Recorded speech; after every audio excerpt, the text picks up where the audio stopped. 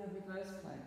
So this one can bring up quite a lot of, I want to say stress, confrontation. A lot of people can't do it, or can't do it how well they think they should be doing it, and don't really know why. So one thing about this pose, which of course is the counterpose to the pose before it, Purvottonasana. So instead of flexing the hips deeply, we're now extending the hips. Instead of forward bending the spine is coming back into a kind of a mild back bend, mild extension. And arms, look at the arms. So instead of the arms going forwards, they're now coming back behind the body. So it's one of the few poses actually where you get to take your arms behind. So we do this in Purvottonasana C. If you struggle there, if your arms are not able to leave, go back very far, then this is going to inhibit your ability to go anywhere else than here in Purvottonasana, because the shoulders are stuck. Yeah? If one thing is stuck, then the whole chain is stuck.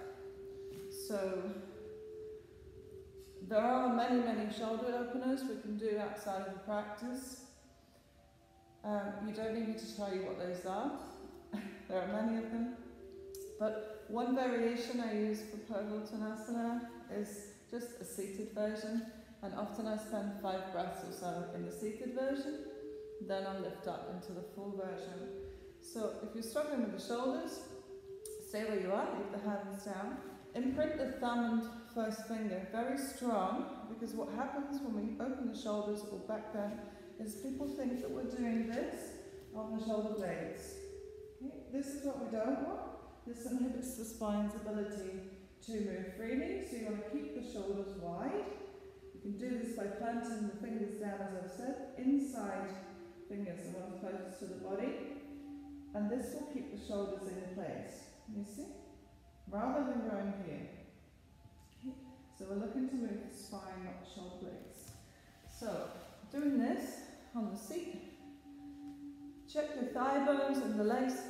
The whole of the legs are not rolling out. So this is work with Purvottonasana to keep the legs from rolling out. Rather than rolling in, you want to find the neutral by the action of rolling in. Okay? Lengthen your legs and engage the legs from the tops of the toes all the way through to the tops of the thighs and the front hip flexors. Continue this work through the rib cage, the sternum, the throat, the chin, the nose, the third eye. So you get used to this feeling of having almost like a constellation of points through the midline of the body, kind of brilliantly open together and evenly. Okay, so beginning here, setting up the shoulder girdles, which said lift, lift, lift the sternum. Once the sternum's lifted, the head can go wherever it likes. Got me? Trying to take the neck without the sternum is going to feel like you're just cutting your neck off.